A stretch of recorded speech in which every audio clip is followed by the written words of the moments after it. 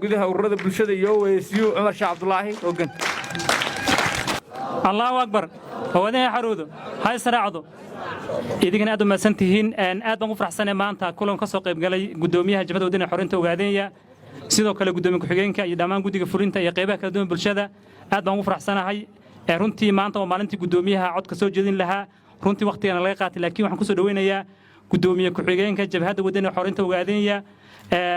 ظاهر محمد علي ظاهر باصة سوسو قدوم إن شاء الله قدوم ظاهر كسرو بسم الله الرحمن الرحيم وقادي عدو قيدنا ومدى الصومالي هذا الفضل مهرين وحي هلا هذا الهمشة ولا هذا waxaan rajaynayaa hadii ilaahay yiraahdo kala dugdoomihi joogo isagana uu jeedin doono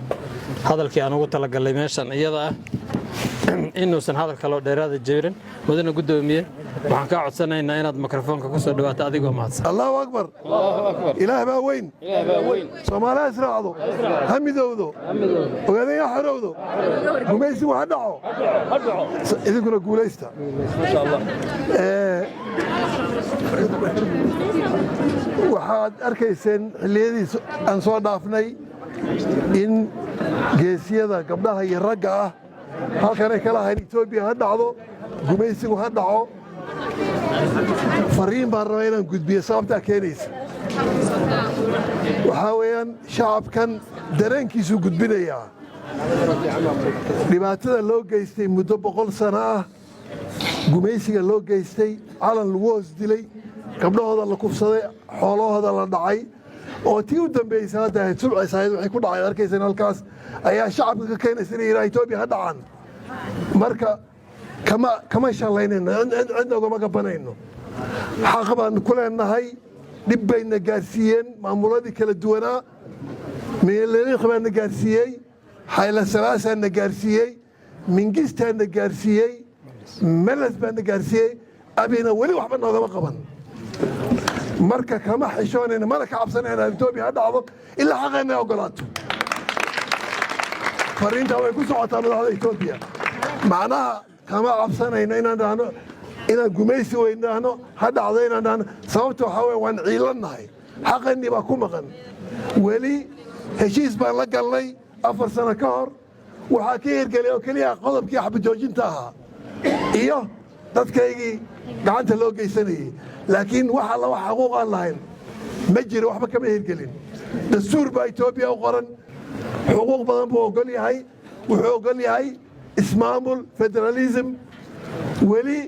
madaxdeen waxay ku mashquulshan tahay inay iska laalushaan si ay uga badbaadaan waa maalmo in cusbaan loo soo magacaabaya cabsi bay ku nool yihiin annaga cabsi kuma nool ilaahay baan xoreeyay qalbigan xor ka nahay jawaadanna qalbiga ayaan xor ka nahay qalbigeena ilaahay ma oga cid kale wax uma dhimi karo waana la dili karaa waana la kufsan karaa waana la dhici karaa laakiin xor baan ka nahay maskaxda iyo qalbigaba inta waxa weeyaan ha ka cabsanina inaad tirahdaan ha dhacdo ilaa xaqeena ogolaato marka waxaan arkay qaar xoogaa yar marmaqa hashkadaynayay nacaybka ayada abuuratay waana in ayadu bedesho weeye xaqeena in la ogolaado weeye sababaan ka leenahay nowra baan ka hornaynaa london baan kooqashisa baan ka hornaynaa xaqeena weli Itoobiya ku maqan yahay 10% kama hayno waddanka waxaa ku yaala aeroboortka ku yaala bangiya ku yaala waxaa ku yaala hay'ado biya ku yaala federaal 5% Soomaali kama aha dastuurku wuxuu qorayaa qowmiyad walba inay waxada maamulato ayadoo leedahay waxa federaalka jirana dadku wada dhaxayso intaasoo milyan oo gaari baa Itoobiya taalla 5 gaari ka taalla oo Soomaalida Allah way ku soo bariyeen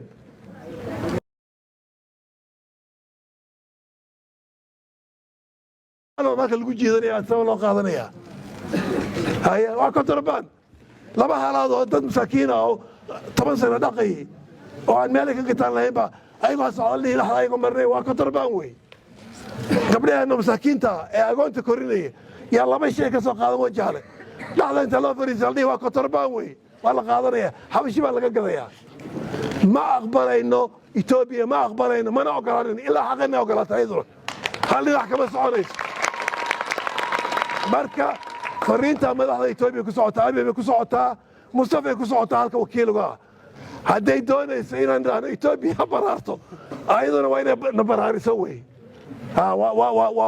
ما جرت واحد اللي هو ستريت هل وده كل داع الله مرة ما جرت لا داع وين وصعته وين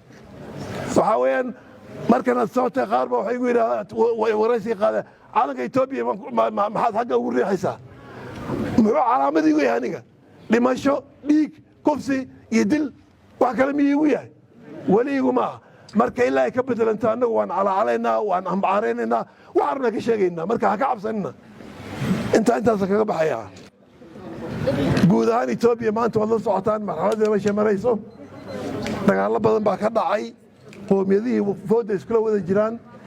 saas ay tahay heshiis baa lagu gaaray xagga iyo waqooyi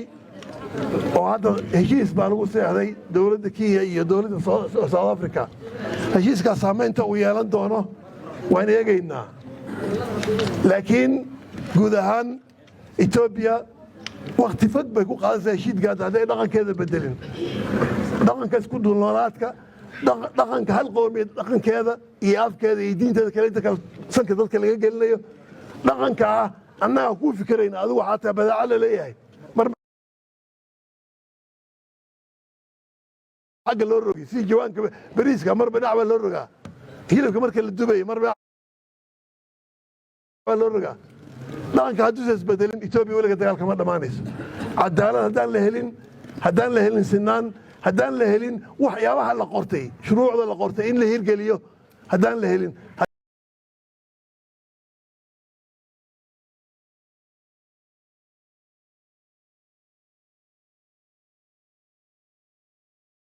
la helin dimuqraadiyad iyo shacabkanu ciday rabaan inay dooran karaan ciday rabaan taga oran karaan waxba aysan ba dimuqraadiya oo marba qofkii la rabo la dooranay qofka la baxay marka Ethiopia isbedel baa ka socda waxa ka iman doona ma garanayno annaga marka maxaan haysta abaar baan haysta hadda waxa lii sheegay shalay deegaan idoo la bishilintii wax ka sheegay af dheer liiraahday wax ka sheegay dadku inay ka qaxeen eber dadkeena boqolkiiba 70 kor ma soo qaxeen abaarihi wali ma dhamaan way baabaasan yihiin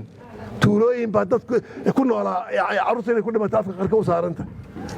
alxamdulillah xawaa roob baa daay meelo kooban buu ka daay marka wali abaartii way taagan tahay shacabkeena ogaada in la isu gurmado waxaa farxad weyn leh dadkeenu bisalkiisa marka kale way murmaanoo reeheb waliyaa laakiin markay dantu timaado abaaruhu yimaadaan dadkeenu way isku soo guuraan waa la soo dhoweeyaa biyaha waa la wada cabaa daaqa waa la cudo cunaa taasna waxaa weeye waa waxaan dadka uga duwanahay ilaahay inooga tira badiyay Soomaaliyeed kale waxa weeyaan waa niyadda fiican weeye waxa weeye saas oo kale jeebkan soo inuu noqdo weeye dadka soo qaxaya dadka baahan dadka masaakiinta in laga warhayo weeye xubnaha jooxana waa inay mar walba ogaadaan dadkooda u hadlaan weeye qaaraan loo ururiyo gacan la siiyo dadka soo jaba hadday joogaan tuulo iyo hadday joogaan ceel hadday joogaan muxuu meel walba waa meel ay joogaan mafariinta xubnaha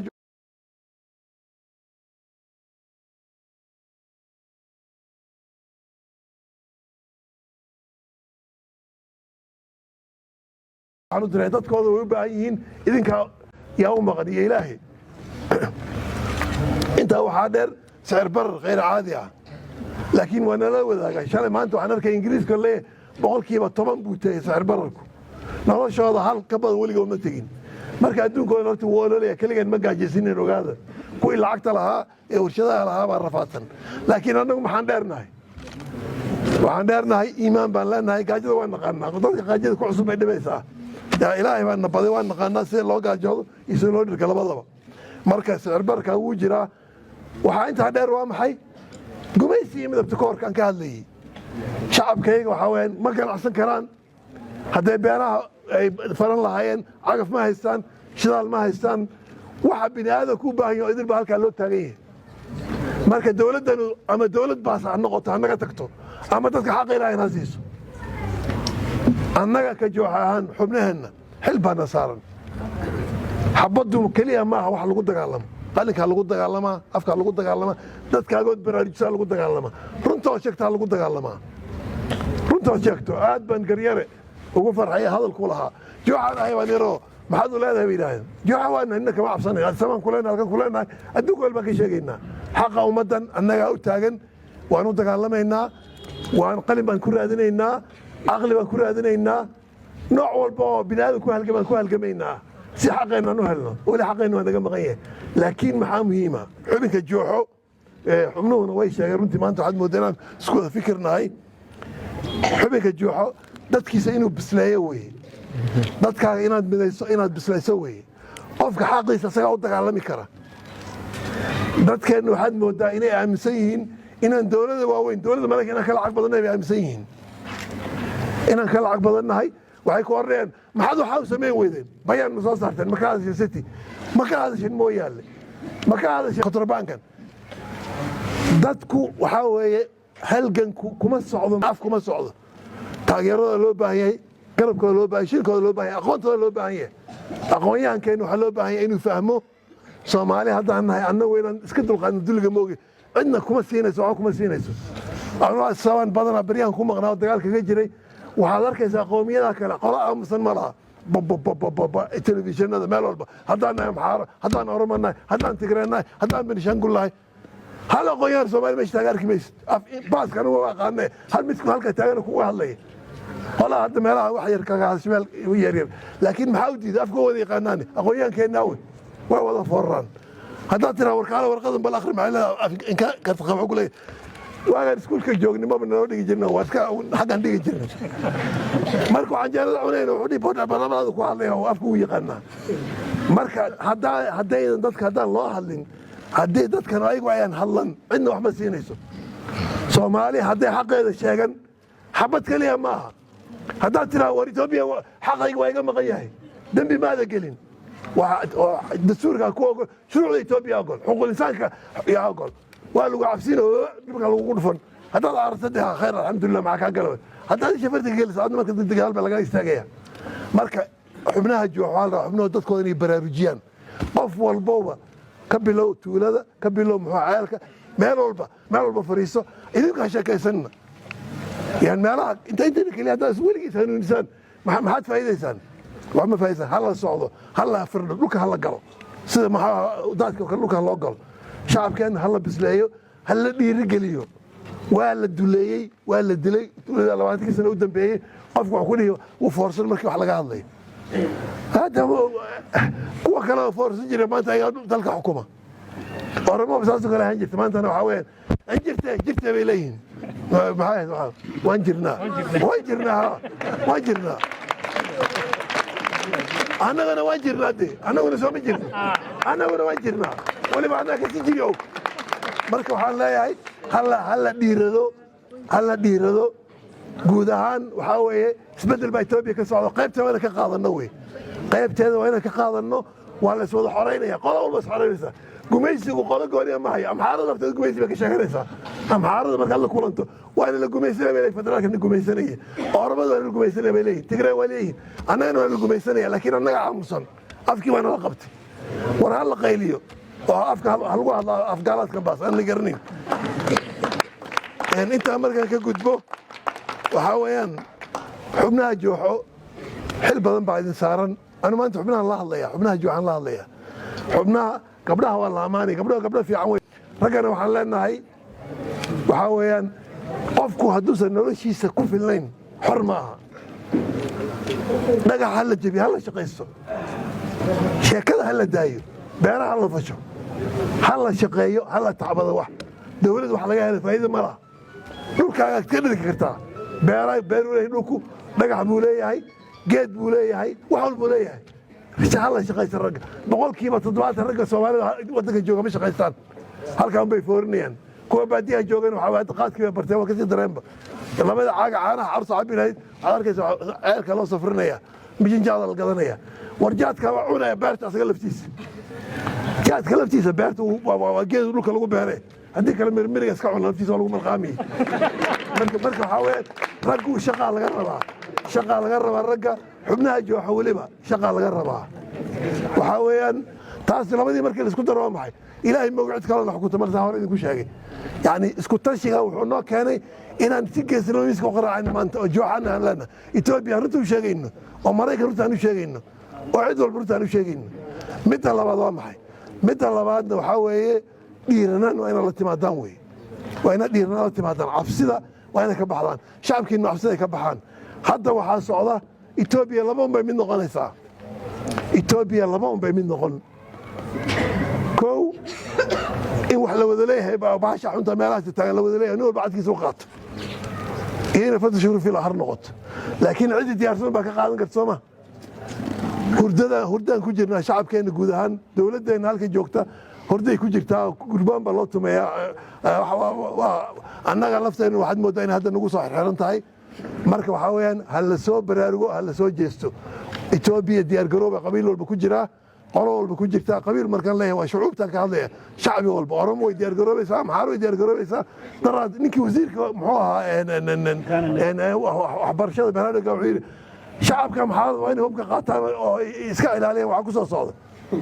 annaga haddaan dabna ma afkaana guban idinkuna inaad diyaargaroodaan wey waa saas wey idinku inaad diyaargaroodaan wey annagu dagaal ma ogeyno intaan lama dagaalamayno waa dhulkeenaan difaacan karno weeye in haddii wax la qaybsan karna qarkeenaan qabsan karno wey marka qalbiga ka diyaargarooba gacanta ka diyaargarooba jaabkana ka diyaargarooba wabilaahi tawfiiq aad baan idin salaamayaa ogaadaya xarowdo soomaaliya israacdo jooxana ha midowdo guulaysta